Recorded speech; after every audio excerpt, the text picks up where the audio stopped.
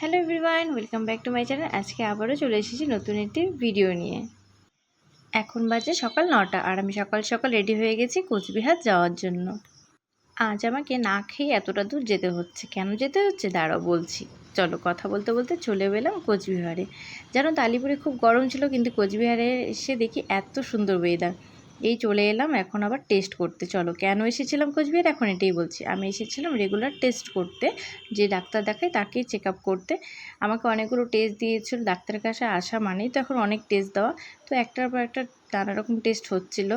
আমার এই ইঞ্জেকশন দেখলে এত ভয় করে, কিন্তু কী করবো, আমি সেই সাহসীর মতো করে চলে গেলাম। একা একা গিয়েছিলাম কোচবিহারে, আবার টেস্টও করে নিয়েছি জানো তো। তারপর ব্লাড টেস্ট করার পর আবারও একটি টেস্ট দিয়েছিল, যেটা টেস্ট করে আমি আবার ডাক্তারের জন্য ওয়েট করছিলাম। এতক্ষণ দেরি হচ্ছিল যে বিকেল 5টা বেজে গেছে। আমার এত খিদে পেয়েছিল, সামনেই ছিল সিটি মল। তো এখন তোমরা তো জানো এটা প্রায় বন্ধই হয়ে গেছে, যেহেতু খাওয়ার রেস্টুরেন্টটা এখনও খোলা ছিল। তো আমি ওখানেই চলে গেলাম।